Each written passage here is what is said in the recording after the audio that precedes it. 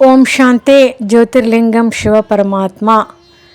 ವಾಣಿ date 7/10/2025. ಪ್ರಾತಃ ಮುರಳಿ. ಓಂ ಶಾಂತಿ. ಅವ್ಯಕ್ತ ಬಾಪ್ ದಾದಾ. ಮಧುಬನ. ಮಧುರ ಮಕ್ಕಳೇ, ಭಿನ್ನ ಭಿನ್ನ ಯುಕ್ತಿಗಳನ್ನು ಮುಂದಿಟ್ಟುಕೊಂಡು ನೆನಪಿನ ಯಾತ್ರೆಯಲ್ಲಿ ಇರಿ. ಈ ಹಳೆಯ ಪ್ರಪಂಚವನ್ನು ಮರೆತು ತಮ್ಮ ಮಧುರ ಮನೆ ಮತ್ತು ಹೊಸ ಪ್ರಪಂಚವನ್ನು ನೆನಪು ಮಾಡಿ. ಪ್ರಶ್ನೆ: ಯಾವ ಪುರುಷಾರ್ಥವು ಈಗಲೇ ನಡೆಯುತ್ತದೆ, ಇಡೀ ಕಲ್ಪದಲ್ಲಿ ಇರುವುದಿಲ್ಲ? ಉತ್ತರ: ನೆನಪಿನ ಯಾತ್ರೆಯಲ್ಲಿದ್ದು ಆತ್ಮವನ್ನು ಪಾವನವನ್ನಾಗಿ ಕೊಳ್ಳುವ ಪುರುಷಾರ್ಥ ಇಡೀ ಪ್ರಪಂಚವನ್ನು ಪತಿತರಿಂದ ಪಾವನ ಮಾಡುವ ಪಾತ್ರವು ಇಡೀ ಕಲ್ಪದಲ್ಲಿ ಕೇವಲ ಈ ಸಂಗಮದ ಸಮಯದಲ್ಲಿಯೇ ನಡೆಯುತ್ತದೆ. ಈ ಪಾತ್ರವು ಪ್ರತಿ ಕಲ್ಪವೂ ಪುನರಾವರ್ತನೆಯಾಗುತ್ತದೆ. ನೀವು ಮಕ್ಕಳು ಈ ಅನಾದಿ ಅವಿನಾಶಿ ನಾಟಕದ ಅದ್ಭುತ ರಹಸ್ಯವನ್ನು ತಿಳಿದುಕೊಂಡಿದ್ದೀರಿ. ಓಂ ಶಾಂತಿ. ಆತ್ಮಿಕ ತಂದೆಯ ಆತ್ಮಿಕ ಮಕ್ಕಳಿಗೆ ತಿಳಿಸುತ್ತಾರೆ. ಆದ್ದರಿಂದ ಆತ್ಮಿಕ ಮಕ್ಕಳು ದೇಹಿ ಅಭಿಮಾನಿಯಾಗಿ ಅಥವಾ ಆತ್ಮಿಕ ಸ್ಥಿತಿಯಲ್ಲಿ ನಿಶ್ಚಯ ಬುದ್ಧಿಯವರಾಗಿ ಕುಳಿತುಕೊಳ್ಳಬೇಕು ಹಾಗೂ ಕೇಳಬೇಕಾಗಿದೆ. ತಂದೆಯು ತಿಳಿಸಿದ್ದಾರೆ, ಆತ್ಮವೇ ಈ ಕರ್ಮೇಂದ್ರಿಯಗಳ ಮೂಲಕ ಕೇಳಿಸಿಕೊಳ್ಳುತ್ತದೆ. ಇದನ್ನು ಪಕ್ಕಾ ನೆನಪು ಮಾಡುತ್ತಾ ಇರಿ. ಸದ್ಗತಿಯ ಹಾಗೂ ದುರ್ಗತಿಯ ಈ ಚಕ್ರವು ಪ್ರತಿಯೊಬ್ಬರ ಬುದ್ಧಿಯಲ್ಲಿ ಇರಲೇಬೇಕು. ಇದರಲ್ಲಿ ಜ್ಞಾನ ಮತ್ತು ಭಕ್ತಿ ಎಲ್ಲವೂ ಬಂದು ಬಿಡುತ್ತದೆ.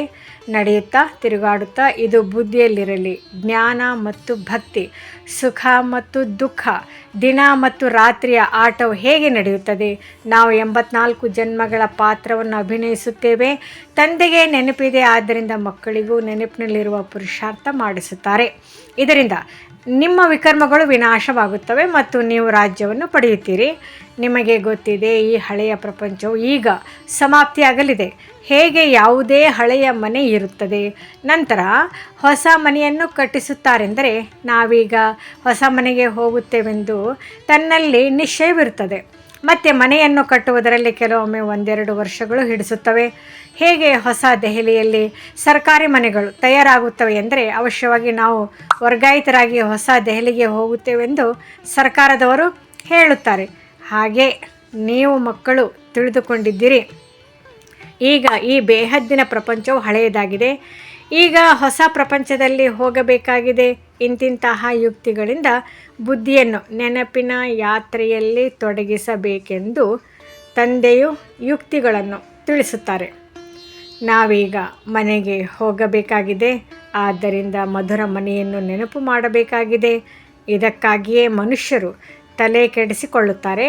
ಇದನ್ನು ಸಹ ಮಧುರಾತಿ ಮಧುರ ಮಕ್ಕಳಿಗೆ ತಿಳಿಸಲಾಗಿದೆ. ಈ ದುಃಖಧಾಮವು ಈಗ ಸಮಾಪ್ತಿಯಾಗುವುದಿದೆ. ಭಲೆ ನೀವು ಇಲ್ಲಿಯೇ ಇದ್ದೀರಿ, ಆದರೆ ಈ ಹಳೆಯ ಪ್ರಪಂಚವು ನಿಮಗೆ ಇಷ್ಟವಿಲ್ಲ. ನಾವು ಹೊಸ ಪ್ರಪಂಚದಲ್ಲಿ ಹೋಗಬೇಕಾಗಿದೆ ಎಂದು ಹೇಳುತ್ತೀರಿ. ಭಲೆ ನಿಮ್ಮ ಮುಂದೆ ಯಾವುದೇ ಚಿತ್ರವಿಲ್ಲದಿದ್ದರೂ ಸಹ ನೀವು ತಿಳಿದುಕೊಳ್ಳುತ್ತೀರಿ, ಈಗ ಹಳೆಯ ಪ್ರಪಂಚದ ಅಂತ್ಯವಾಗಿದೆ. ನಾವೀಗ ಹೊಸ ಪ್ರಪಂಚದಲ್ಲಿ ಹೋಗುತ್ತೇವೆ. ಭಕ್ತಿ ಮಾರ್ಗದ ಚಿತ್ರಗಳಂತೂ ಬಹಳಷ್ಟಿವೆ.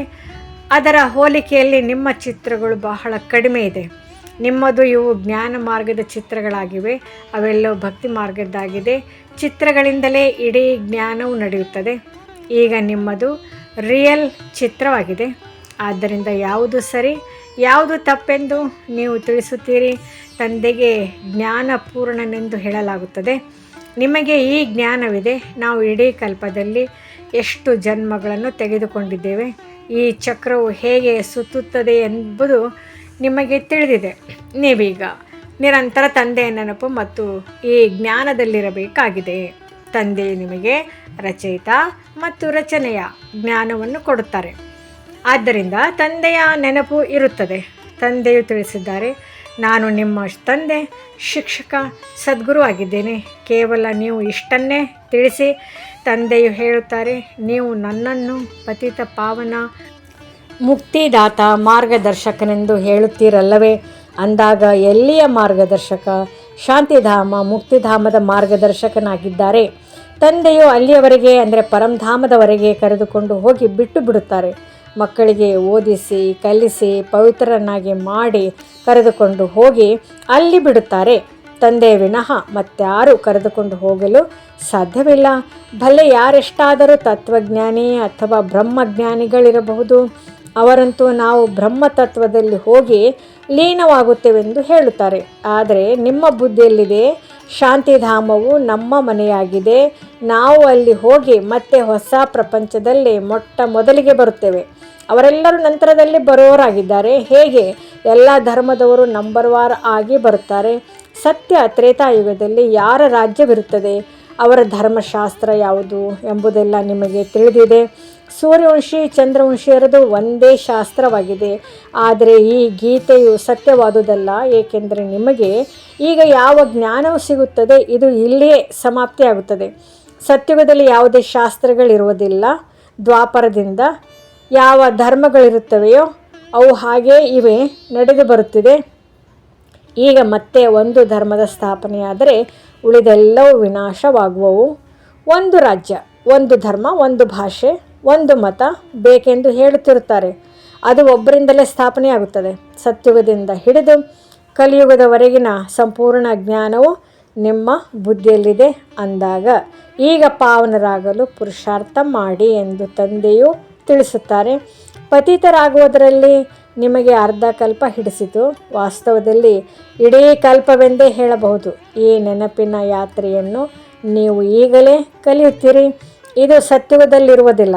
ದೇವತೆಗಳು ಪತಿತರಿಂದ ಪಾವನರಾಗುವ ಪುರುಷಾರ್ಥ ಮಾಡುವುದಿಲ್ಲ. ಅವರು ಮೊದಲು ರಾಜಯೋಗವನ್ನು ಕಲಿತು ಇಲ್ಲಿಂದಲೇ ಪಾವನರಾಗಿ ಹೋಗುತ್ತಾರೆ. ಅದಕ್ಕೆ ಸುಖಧಾಮವೆಂದು ಹೇಳಲಾಗುತ್ತದೆ. ನೀವು ತಿಳಿದುಕೊಂಡಿದ್ದೀರಿ. ಕೇವಲ ಈಗಲೇ ನಾವು ನೆನಪಿನ ಯಾತ್ರೆಯ ಪುರುಷಾರ್ಥ ಮಾಡುತ್ತೇವೆ. ನಂತರ ಪತೀತ ಪ್ರಪಂಚವನ್ನು ಪಾವನ ಮಾಡಲು ಈಗ ನಡೆಯುವ ಪುರುಷಾರ್ಥವು ಕಲ್ಪದ ನಂತರ ಪುನರಾವರ್ತನೆಯಾಗುತ್ತದೆ. ಚಕ್ರವನ್ನು ಅವಶ್ಯವಾಗಿ ಸುತ್ತುತ್ತೀರಲ್ಲವೇ? ನಿಮ್ಮ ಬುದ್ಧಿಯಲ್ಲಿ ಇವೆಲ್ಲ ಮಾತುಗಳಿವೆ. ಇದು ನಾಟಕವಾಗಿದೆ. ಎಲ್ಲ ಪಾತ್ರಧಾರಿಗಳು ಅವಿನಾಶಿಯಾಗಿದ್ದಾರೆ. ಅವರಲ್ಲಿ ಅವಿನಾಶಿ ಪಾತ್ರವು ತುಂಬಲ್ಪಟ್ಟಿದೆ. ಹೇಗೆ ಈ ನಾಟಕವು ನಡೆಯುತ್ತಿರುತ್ತದೆ, ಆದರೆ ಆ ಚಿತ್ರಗಳು ಸವೆದು ಹಳೆಯದಾಗಿ ಬಿಡುತ್ತದೆ. ಇದಂತೂ ಅವಿನಾಶಿಯಾಗಿದೆ, ಅದ್ಭುತವಾಗಿದೆ. ಎಷ್ಟು ಚಿಕ್ಕ ಆತ್ಮನಲ್ಲಿ ಇಡೀ ಪಾತ್ರವು ಅಡಕವಾಗಿದೆ. ತಂದೆಯು ನಿಮಗೆ ಎಷ್ಟು ಗುಹ್ಯವಾದ ಮಾತುಗಳನ್ನು ತಿಳಿಸಿ ಕೊಡುತ್ತಾರೆ. ಈಗ ಇದನ್ನು ಯಾರಾದರೂ ಕೇಳುತ್ತಾರೆಂದರೆ ಬಹಳ ವಿಚಿತ್ರ ಮಾತುಗಳನ್ನು ತಿಳಿಸುತ್ತೀರಿ. ಆತ್ಮವೆಂದರೇನು ಎಂಬುದು ಈಗ ಅರ್ಥವಾಯಿತೆಂದು ಹೇಳುತ್ತಾರೆ. ಶರೀರವನ್ನಂತೂ ಎಲ್ಲರೂ ತಿಳಿದುಕೊಂಡಿದ್ದಾರೆ. ವೈದ್ಯರು ಮನುಷ್ಯನ ಹೃದಯವನ್ನು ಹೊರತೆಗೆದು ಮತ್ತೆ ಹಾಕುತ್ತಾರೆ. ಆದರೆ ಆತ್ಮನ ಬಗ್ಗೆ ಯಾರಿಗೂ ತಿಳಿದಿಲ್ಲ. ಆತ್ಮವು ಪತಿತನಿಂದ ಹೇಗೆ ಪಾವನವಾಗುತ್ತದೆ, ಇದನ್ನು ಸಹ ಯಾರೂ ತಿಳಿದುಕೊಂಡಿಲ್ಲ. ಪತಿತ ಆತ್ಮ, ಪಾಪಾತ್ಮ, ಮಹಾನಾತ್ಮ ಎಂದು ಹೇಳುತ್ತಾರಲ್ಲವೇ? ಹೇ ಪತಿತ ಪಾವನ, ಬಂದು ನನ್ನನ್ನು ಪಾವನ ಮಾಡಿ ಎಂದು ಎಲ್ಲರೂ ಕರೆಯುತ್ತಾರೆ. ಆದರೆ ಆತ್ಮವು ಹೇಗೆ ಪಾವನವಾಗುವುದು? ಇದಕ್ಕಾಗಿ ಅವಿನಾಶಿ ವೈದ್ಯರು ಬೇಕು. ಆತ್ಮವೇ ಅವರನ್ನು ಕರೆಯುತ್ತದೆ. ಯಾರು ಪುನರ್ಜನ್ಮ ರಹಿತನಾಗಿದ್ದಾರೆ, ಆತ್ಮವನ್ನು ಪವಿತ್ರವನ್ನಾಗಿ ಮಾಡುವ ಔಷಧಿಯು ಅವರ ಬಳಿಯೇ ಇದೆ ಅಂದ ಮೇಲೆ ನಮಗೆ ಭಗವಂತನೇ ಓದಿಸುತ್ತಾರೆ ಎಂದು ನೀವು ಮಕ್ಕಳು ಖುಷಿಯಲ್ಲಿ ರೋಮಾಂಚನವಾಗಿ ನಿಲ್ಲಬೇಕು. ಅವಶ್ಯವಾಗಿ ಭಗವಂತನು ನಿಮ್ಮನ್ನು ಭಗವತಿಯರನ್ನಾಗಿ ಮಾಡುತ್ತಾರೆ. ಭಕ್ತಿ ಮಾರ್ಗದಲ್ಲಿ ಈ ಲಕ್ಷ್ಮೀನಾರಾಯಣರಿಗೆ ಭಗವತಿ ಎಂದೇ ಹೇಳುತ್ತಾರೆ. ಅಂದ ಮೇಲೆ ಯಥಾ ರಾಜ ರಾಣಿ ತಥಾ ಪ್ರಜೆಗಳು ಇರುತ್ತಾರಲ್ಲವೇ, ತಮ್ಮ ಸಮಾನ ಪವಿತ್ರರನ್ನಾಗಿ ಮಾಡುತ್ತಾರೆ, ಜ್ಞಾನ ಸಾಗರರನ್ನಾಗಿಯೂ ಮಾಡುತ್ತಾರೆ, ತನಗಿಂತಲೂ ಹೆಚ್ಚು ವಿಶ್ವದ ಮಾಲೀಕರನ್ನಾಗಿ ಮಾಡುತ್ತಾರೆ. ನೀವು ಪವಿತ್ರ ಅಪವಿತ್ರರ ಸಂಪೂರ್ಣ ಪಾತ್ರವನ್ನು ಅಭಿನಯಿಸುತ್ತೀರಿ. ನಿಮಗೆ ತಿಳಿದಿದೆ, ತಂದೆಯು ಪುನಃ ಆದಿ ಸನಾತನ ದೇವಿ ದೇವತಾ ಧರ್ಮವನ್ನು ಸ್ಥಾಪನೆ ಮಾಡಲು ಬಂದಿದ್ದಾರೆ. ಪ್ರಾಯಲೋಪವಾಗಿ ಬಿಟ್ಟಿದೆ ಎಂದು ಈ ಧರ್ಮವನ್ನೇ ಹೇಳುತ್ತಾರೆ. ಆಲದ ಮರದೊಂದಿಗೆ ಇದರ ಹೋಲಿಕೆ ಮಾಡಲಾಗಿದೆ. ಬಹಳಷ್ಟು ರೆಂಬೆ ಕೊಂಬೆಗಳಿರುತ್ತವೆ, ಬುಡವೇ ಇರುವುದಿಲ್ಲ. ಇದು ಸಹ ಎಷ್ಟೊಂದು ಧರ್ಮಗಳ ಶಾಖೆಗಳು ಹೊರಟಿವೆ. ದೇವತಾ ಧರ್ಮದ ಬುಡವೇ ಇಲ್ಲ, ಪ್ರಾಯಲೋಪವಾಗಿದೆ. ತಂದೆಯು ತಿಳಿಸುತ್ತಾರೆ, ಆ ಧರ್ಮವಿದೆ, ಆದರೆ ಧರ್ಮದ ಹೆಸರನ್ನೇ ತಿರುಗಿಸಿಬಿಟ್ಟಿದ್ದಾರೆ. ಪವಿತ್ರರಾಗದೇ ಇರುವ ಕಾರಣ ತಮ್ಮನ್ನು ದೇವತೆಗಳೆಂದು ಹೇಳಿಕೊಳ್ಳುವುದಿಲ್ಲ. ಇಲ್ಲದ ಕಾರಣವೇ ತಂದೆಯು ಬಂದು ರಚನೆಯನ್ನು ರಚಿಸುತ್ತಾರಲ್ಲವೇ. ನೀವೀಗ ತಿಳಿದುಕೊಂಡಿದ್ದೀರಿ, ನಾವು ಪವಿತ್ರ ದೇವತೆಗಳಾಗಿದ್ದೆವು, ಈಗ ಪತಿತರಾಗಿದ್ದೇವೆ. ಪ್ರತಿಯೊಂದು ವಸ್ತು ಇದೇ ರೀತಿ ಆಗುತ್ತದೆ. ನೀವು ಮಕ್ಕಳು ಇದನ್ನು ಮರೆಯಬಾರದು. ಮೊದಲ ಮುಖ್ಯ ಗುರಿಯಾಗಿದೆ ತಂದೆಯನ್ನು ನೆನಪು ಮಾಡುವುದು. ಇದರಿಂದಲೇ ಪಾವನರಾಗಬೇಕಾಗಿದೆ. ನಮ್ಮನ್ನು ಪಾವನರನ್ನಾಗಿ ಮಾಡಿ ಎಂದು ಎಲ್ಲರೂ ಇದೇ ರೀತಿ ಹೇಳುತ್ತಾರೆ. ನಮ್ಮನ್ನು ರಾಜ ರಾಣಿಯನ್ನಾಗಿ ಮಾಡಿ ಎಂದು ಹೇಳುವುದಿಲ್ಲ. ಅಂದಾಗ ನೀವು ಮಕ್ಕಳಿಗೆ ಬಹಳ ನಶೆ ಇರಬೇಕು. ಏಕೆಂದರೆ ಈಗ ನಿಮಗೆ ತಿಳಿದಿದೆ, ನಾವು ಭಗವಂತನ ಮಕ್ಕಳಾಗಿದ್ದೇವೆ. ನಮಗೆ ಅವಶ್ಯಕವಾಗಿ ಆಸ್ತಿ ಸಿಗಬೇಕು. ಕಲ್ಪಕಲ್ಪವು ಈ ಪಾತ್ರವನ್ನು ಅಭಿನಯಿಸಿದ್ದೇವೆ. ವೃಕ್ಷವು ವೃದ್ಧಿಯಾಗುತ್ತಲೇ ಇರುವುದು. ತಂದೆಯು ಚಿತ್ರಗಳ ಬಗ್ಗೆಯೂ ತಿಳಿಸಿದ್ದಾರೆ. ಇವು ಸದ್ಗತಿಯ ಚಿತ್ರಗಳಾಗಿವೆ. ನೀವು ಹಾಗೆಯೇ ಸಾರ ರೂಪದಲ್ಲಿಯೂ ತಿಳಿಸುತ್ತೀರಿ, ಚಿತ್ರಗಳ ಮೇಲೂ ತಿಳಿಸುತ್ತೀರಿ.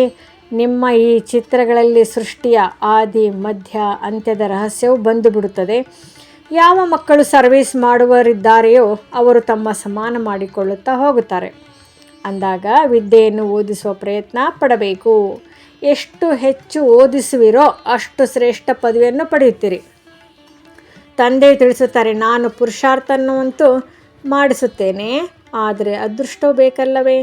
ಪ್ರತಿಯೊಬ್ಬರೂ ಡ್ರಾಮಾನುಸಾರ ಪುರುಷಾರ್ಥ ಮಾಡುತ್ತಿರುತ್ತಾರೆ. ಡ್ರಾಮಾದ ರಹಸ್ಯವನ್ನು ತಂದೆಯು ತಿಳಿಸುತ್ತಾರೆ. ತಂದೆಯೂ ಆಗಿದ್ದಾರೆ, ಶಿಕ್ಷಕನೂ ಆಗಿದ್ದಾರೆ, ಜೊತೆಗೆ ಕರೆದುಕೊಂಡು ಹೋಗುವ ಸತ್ಯ ಸದ್ಗುರುವೂ ಆಗಿದ್ದಾರೆ. ಆ ತಂದೆಯು ಅಕಾಲ ಮೂರ್ತಿಯಾಗಿದ್ದಾರೆ. ಈ ಶರೀರವು ಆತ್ಮನ ಸಿಂಹಾಸನವಲ್ಲವೇ. ಇದರಿಂದ ಈ ಪಾತ್ರವನ್ನು ಅಭಿನಯಿಸುತ್ತೀರಿ ಅಂದ ಮೇಲೆ ತಂದೆಗೂ ಸಹ ಪಾತ್ರವನ್ನು ಅಭಿನಯಿಸಲು ಸದ್ಗತಿ ಮಾಡಲು ಸಿಂಹಾಸನ ಬೇಕಲ್ಲವೇ. ತಂದೆಯು ತಿಳಿಸುತ್ತಾರೆ, ನಾನು ಸಾಧಾರಣ ತನುವಿನಲ್ಲಿಯೇ ಬರಬೇಕಾಗಿದೆ. ನಾನು ಯಾವುದೇ ಆಡಂಬರದಿಂದ ಬರುವುದಿಲ್ಲ. ಆ ಗುರುಗಳು ಅನುಯಾಯಿಗಳಾದರೆ ತಮ್ಮ ಗುರುಗಳಿಗಾಗಿ ಚಿನ್ನದ ಸಿಂಹಾಸನ, ಮಹಲು ಇತ್ಯಾದಿಗಳನ್ನು ಮಾಡಿಸುತ್ತಾರೆ. ನೀವೇನು ಮಾಡಿಸುತ್ತೀರಿ? ನೀವು ಮಕ್ಕಳು ಆಗಿದ್ದೀರಿ, ವಿದ್ಯಾರ್ಥಿಗಳೂ ಆಗಿದ್ದೀರಿ. ಅಂದ ಮೇಲೆ ನೀವು ತಂದೆಗಾಗಿ ಏನು ಮಾಡುತ್ತೀರಿ? ಎಲ್ಲಿ ಕಟ್ಟಿಸುತ್ತೀರಿ? ಇವರು ಅಂದರೆ ಬ್ರಹ್ಮ ಸಾಧಾರಣವಾಗಿದ್ದಾರಲ್ಲವೇ. ಮಕ್ಕಳಿಗೆ ಇದನ್ನು ಸಹ ತಿಳಿಸುತ್ತಿರುತ್ತಾರೆ. ವೇಶ್ಯರಿಗೂ ಸರ್ವಿಸ್ ಮಾಡಿ ಬಡವರ ಉದ್ಧಾರವನ್ನು ಮಾಡಬೇಕಾಗಿದೆ. ಮಕ್ಕಳು ಪ್ರಯತ್ನ ಪಡುತ್ತಾರೆ. ಕಾಶಿಗೂ ಹೋಗಿದ್ದಾರೆ. ನೀವು ಅವರನ್ನು ಮೇಲೆತ್ತಿದರೆ ಆಗ ಈ ಬ್ರಹ್ಮಕುಮಾರ ಕುಮಾರಿಯರದು ಚಮತ್ಕಾರವಾಗಿದೆ. ಇವರು ವೇಶ್ಯರಿಗೂ ಸಹ ಜ್ಞಾನವನ್ನು ಕೊಡುತ್ತಾರೆಂದು ಹೇಳುತ್ತಾರೆ. ಅವರಿಗೂ ತಿಳಿಸಬೇಕು. ನೀವೀಗ ಈ ಕೆಲಸವನ್ನು ಬಿಟ್ಟು ಶಿವಾಲಯದ ಮಾಲೀಕರಾಗಿ ಈ ಜ್ಞಾನವನ್ನು ಕಲಿತು ಅನ್ಯರಿಗೂ ಕಲಿಸಿಕೊಡಿ.